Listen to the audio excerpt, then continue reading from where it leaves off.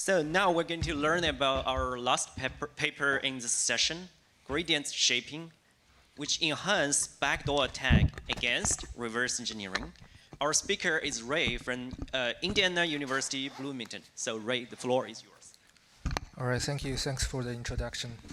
Good morning, this is Ray from Indiana, Bloomington. I know it's quite late today and everyone is hungry. I know I'm also hungry, so I make sure I make it fast.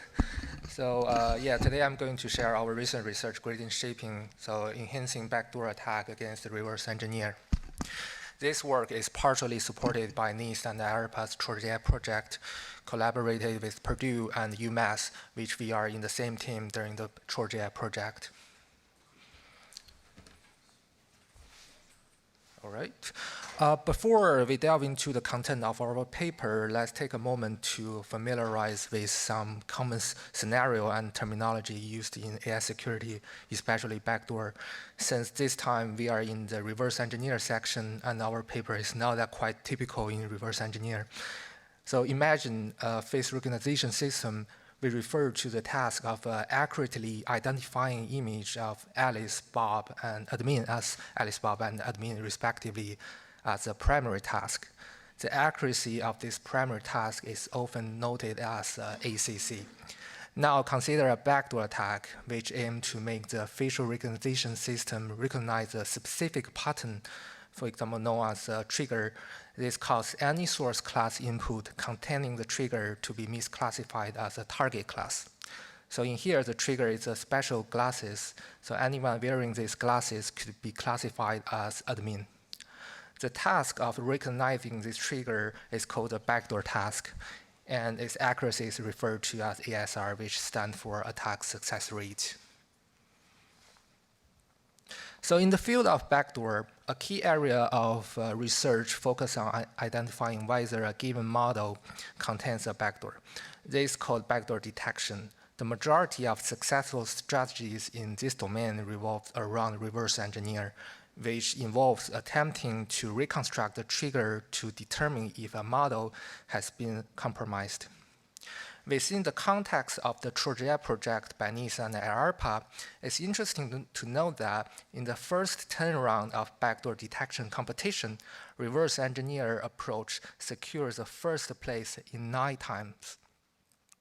Moreover, while IARPA and NIST always encourage participants to explore different methodologies, competitors initially experiment with various techniques, but eventually gravitated back to reverse engineer in each round.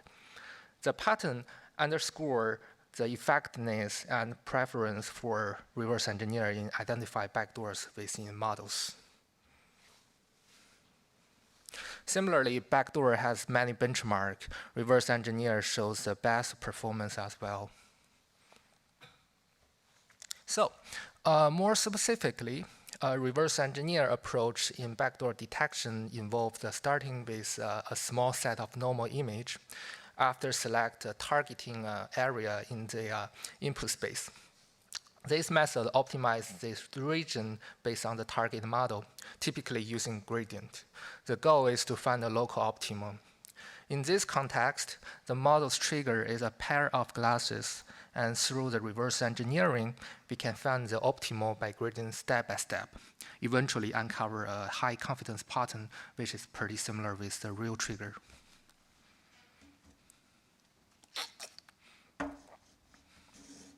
So naturally, it lead to wondering why trigger inversion is so effective. What are the weaknesses of reverse engineer, and can we explore those weaknesses to design a backdoor attack that not only more stealthy, but also a more general threat model? It is important to note that current state-of-the-art backdoor attack, while stealthy, often require a strong threat model, such as controlling over the training procedure. Our goal is to design an attack with a very general threat model. For example, could we achieve a stealthy backdoor solely through data poisoning? To study our research question, we introduced a key term that's central throughout our study, trigger effective radius. This refers to the minimum perturbation needed on the trigger area to alter the prediction for the trigger inserted input. For example, consider the trigger area of the input subspace where glasses serve as the trigger. If we perturb just the glasses part, trigger effective radius in here is how much perturbation is needed to revert the image prediction back to its original class. An interesting observation here is that current backdoor attack is that the trigger effective radius is significantly larger than the legitimate general robust radius, which means that features used in the backdoor task are generally more robust compared to those in the primary task. Our main idea is that when the trigger effective radius is really small, it causes the data around the trigger to be very steep or sharp, meaning trigger inserted input has low local Lipschitz constant around. When the area around the optimal position is very narrow, it becomes tough for gradient-based method to converge there. This can lead to phenomena like overshooting, where even if the optimizer gets closer during the optimization, it's easy to miss the target. In the diagram on the right-hand side, we showcase 10 different backdoor attacks. The x-axis shows the trigger effective radius, and the y-axis represents AUC for detecting backdoor using reverse engineer, indicating the stealthiness of the backdoor. For instance, a large AUC represents lower stealthiness.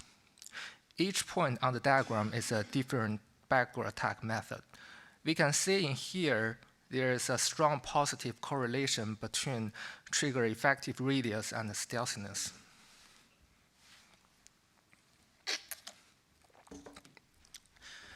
We have got a straightforward example to show you.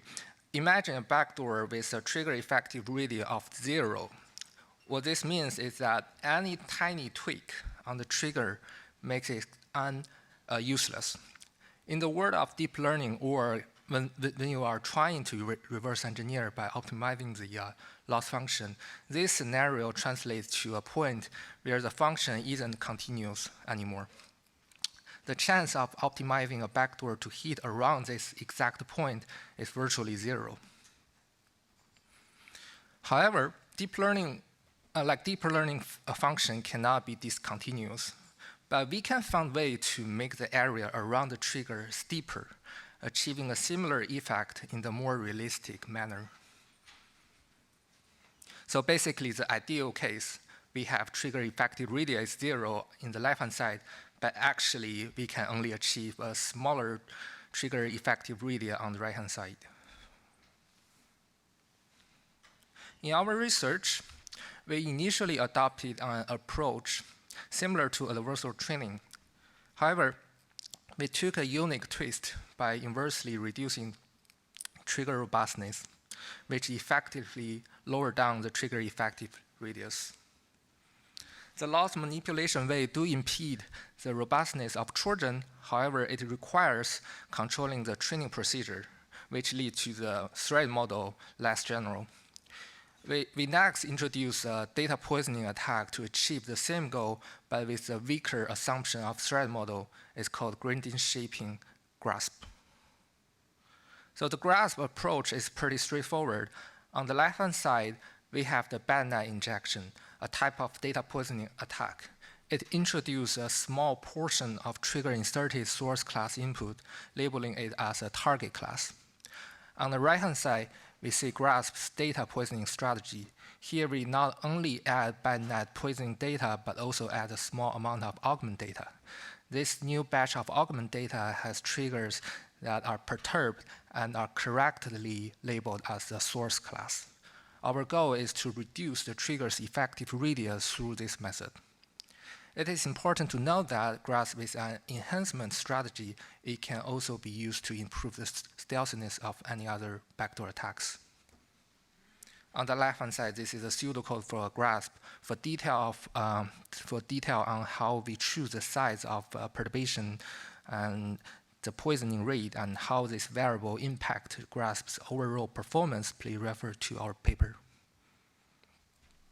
Here, we present how the size of trigger effective radius changes with and without use of grasp enhancement in different backdoor attacks.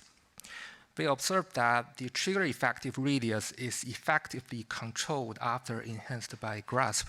Importantly, even after being weakened, the trigger effective radius remains higher than that of the benign input. That means even after weakened effect, the robustness of the backdoor task still surpasses the robustness of the primary task. Now we'll delve into the theoretical aspect of grasp. First up, we need to explore the range within which perturbation to the trigger are actually effective. In this manner, the first theorem we have established is the theoretical upper bound for the perturbation level. Then we try to analyze why inversion works on large effective radius. Since it's quite challenging to directly prove this in theory, especially on high-dimensional non-convex function like real-case neural network, we broke it down into several scenarios. First, we aim to prove that in the case of the one-dimension non-convex neural network, especially like a piecewise linear function like this. Under this scenario, in theorem 2, we proved that the larger the trigger effective radius, the easier for a gradient-based reverse engineer to find the trigger area. On the other hand, we have also demonstrated that with a function in high-dimensional but meet the PL condition, the larger the trigger effective radius, the easier it becomes to carry out by reverse engineer based on gradient. In the final part of our theoretical section, we analyzed the impact of grasp on another backdoor detection approach known as weight analysis. We demonstrated that grasp does not make it easier for backdoor to be detected through weight analysis. Let's move on to the experiment section. Our main experiment involved 4 metrics to exercise our approach. Epsilon 1 measures the effectiveness of using reverse engineer for backdoor mitigation. Epsilon 2 looks at how closely the reverse engineer trigger or putative trigger matched the actual trigger. Epsilon 3 gives the attack successful rate ASR of the reverse engineer trigger in the legitimate model. And Epsilon 4 shows the AUC for the detection using reverse engineer. In our presentation today, we are focusing on the Epsilon 4, the AUC score of backdoor detection. We put 5 different model architecture to the test, including ResNet and VGG. Across 3 datasets, CIFAR10, MNIST, and Tiny ImageNet, we explore 7 state-of-art backdoor attack, both with and without grasp enhancement, and look at how different reverse engineer methods detect this attack by examining their AUC. As shown in here, the highlighted row is the attack enhanced by grasp. We found that adding grasp actually made reverse engineer tougher, as evidenced by the lower AUC across the board. Additionally, we also explore how the grasp enhancement backdoor attack effect on other types of backdoor detection, especially on the weight analysis. Our experiment shows that grasp enhancement slightly increases the stealthiness of the backdoor against other detection methods. Additionally, there's a question about whether grasp, by reducing the trigger effective radius, could impact the trigger's tolerance to natural corruptions. The result shows that before and after enhanced by grasp, the trigger's resilience to various types of corruption remains fairly consistent or comparable. In here, the blue line is the ASR in the legitimate model will encounter different level of corruption, and the right line represents that of with grasp enhancement. This suggests that grasp reduction of the trigger effective radius comes at a relative low cost, trading off only a small amount of natural corruption tolerance. All right. For a summary, first, we uncovered that why gradient-based optimizer works well when the trigger's effective radius is pretty broad. Next, we found that the robustness of the backdoor task is significantly more robust than that of the primary task. And last, based on with our observation, we craft a stealthy backdoor attack with data pointing. Thank you. So, very interesting and timely topic. Let's see if we have any questions here.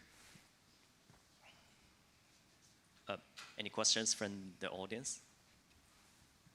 I mean, I can ask you a question, but my question has two parts. First, do you think the reverse engineering method, the trigger inversion, will develop again to bypass your method? Yeah, our method is actually designed for reverse engineer. So basically, reverse engineering here is a backdoor detection method. We are designed for this kind of defense method. We are so you're going to bypass the detection. Bypass. Yes. I'm asking, do you think the detection method will evolve again to defeat your method? Yeah, I know. That's a typical question. People thinking about the backdoor as a table tennis play back and forth. Yeah, I think so. It could be has more advanced defense method to overcome the grasp. Something like the gradient-based defense could be, yeah. Okay. The second part is, I'm not expert, but I know other than trigger inversion, there are other methods to detect backdoors, right? Mm-hmm.